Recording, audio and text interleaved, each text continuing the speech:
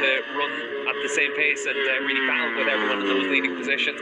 Had some podiums at the start of the year. I give Leon Haslam a bit of credit there. Front row for Haslam, not a podium. I just remember Park Ferme a couple of times, but certainly for Garrett Gerloff, hopefully this is the sign of what we're going to see from him again next year. We want to see him up at the front of the field. He's an exciting rider. He's obviously had some tough times through the course of this season, but you want to see him able to show exactly what he can do on a superbike. Yes, Haslam's had a P4 and a P5. That's close enough. And P4-5, I'm afraid, as far as next season is concerned, as he's set to move on from WSBK.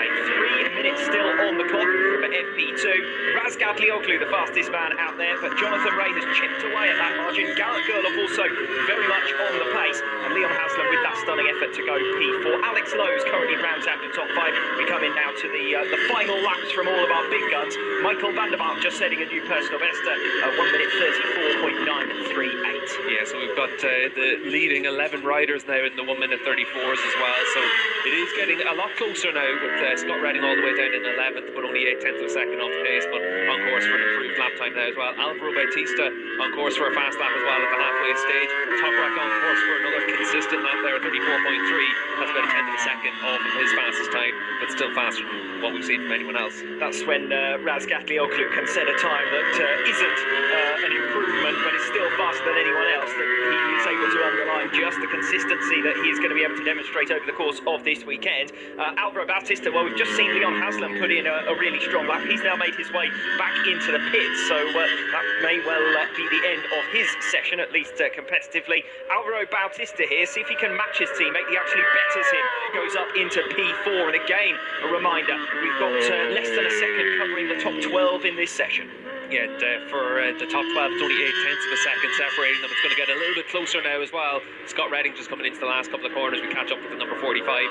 He's half a second off the pace, but couldn't move himself up a couple of positions here. Well, he only needs to gain 2/10 of a second. He'll move all the way up from 12th position and up to 7th, and that's exactly what happens. 1 minute 34.827. Redding does go P7. Meanwhile, out on the circuit with 2 minutes to go, Garrett Gerloff heads into the 3rd sector, and he's up at the halfway mark on Razgatlioglu. Yeah, Gerloff up by 4/100ths of a second, so good run through the first half of the lap, just about to come through to the end of sector 3 as well. We'll keep an eye on his lap times on the number 31 Yamaha. Loses a bit of ground in sector 3, he's 2/10 of a second off now. And Andrea Locatelli also losing a couple of tenths of a second through that 3rd sector. He is in line still for a new personal best to try and move himself up from 8th position. Scott Redding with a strong 1st sector on his latest lap. We're only 1.5 minutes away now from the checkered flag falling, so we're in towards final lap territory for several of these riders. Michael Ruben Rinaldi and Scott Redding into the second half of their latest laps, both a couple of tenths of a second down at this stage. But Garrett Gerloff 6/10 down in the end on his latest lap. We saw him come up with a bit of a single lap cracker late on in FP1. He's got to kind of justify that pace over a longer distance over the course of tomorrow. Yeah, well, he's been able to put in 3 pretty fast laps in a row there, 34.4 and then a 34.7 and 34.8, so decent enough consistency there at the end of the section. 1 minute to go then. Rejoin Scott Redding, a few tenths of a second down. He should be able to get this lap completed and have time for one more in the remainder of free practice 2. It is Redding who is at the moment the only rider on the move as far as the front runners are concerned. Chaz Davies has just made up a couple of positions, but only into P15, so work for him to do over the course of this weekend. Redding crosses the line to go P5, splits Bautista and Haslam in the pecking order. 1:34.579. Scott Redding's time, 3.5 of a second down on Razgatlioglu. Right on board now. Yeah, Redding actually fastest of all in sector 3 as well now, so he's been able to find some progress over the course of the last couple of sessions as well. Alvaro Bautista won't improve on his final lap. He's lost over a second through sector 2 after being 7 thousandths of a second up through sector 1. Razgatlioglu there exiting the final turn and crosses the line to complete his session and see the checkered flag with a 1:34.612. So a little bit slower than his previous lap, but he's not going to mind too much about that. Razgatlioglu's got this session, he's got Friday sewn up here at the Mandalika International Circuit, and with a series of stunning laps faster than his nearest rival, Jonathan Ray. Yeah, and what's going to be interesting is to see that for Toprak, he's fast in each of the sectors, very fast in sector 2, but for Jonathan Ray, he's made most of his lap time in the second half of the lap. If Chaz Davies gets caught up behind Oliver Koenig here, he may well lose what looks set to be his personal best lap, and I'd say that's going to go away from him now. He makes his way through on the inside line, and that's where we're talking about the potential overtaking zone in between turns 15 and 16.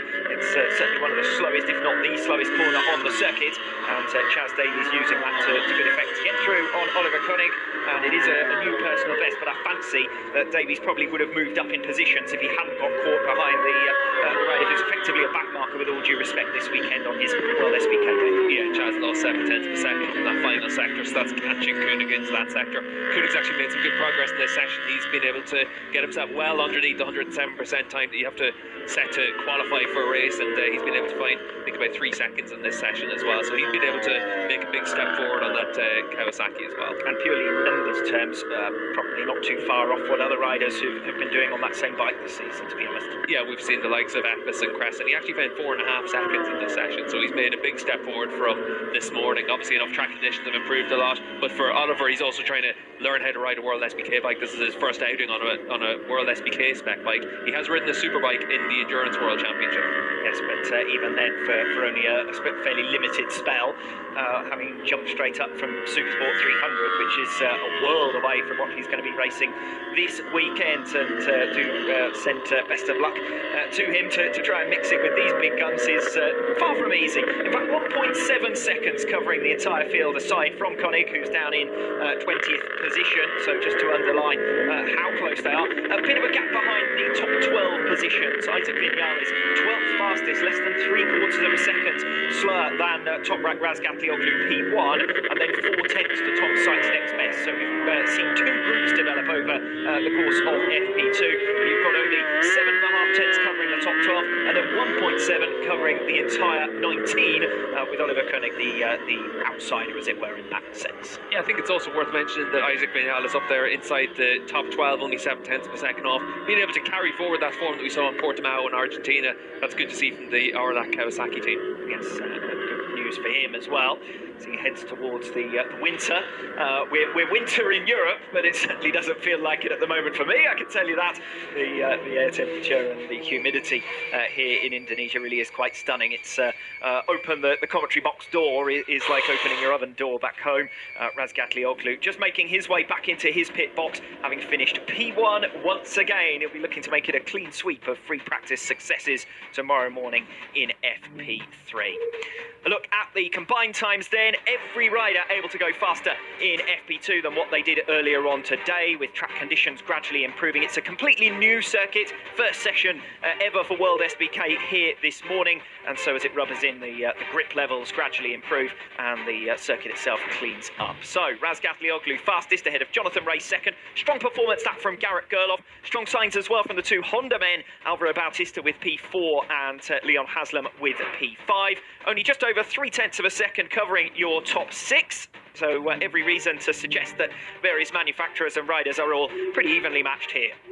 Long second stint for top-ranked Razgatlioglu. That will demoralise his rivals, because only 3 laps from the end of the stint, he was still setting times faster than anyone else was able to go. Jonathan Ray second fastest, having missed so much running in FP1, did a long first stint to make up for lost time, and immediately got down into the low 1:35, went faster in his second stint, and his fastest lap set at the end of the second stint, and he was very close to matching it in his the first lap of his 3rd stint. Garrett Gerloff, as we said previously, 4 laps in a row there that were all more or less within half a second of one another. Garrett Gerloff for P3, 2/10 of a second.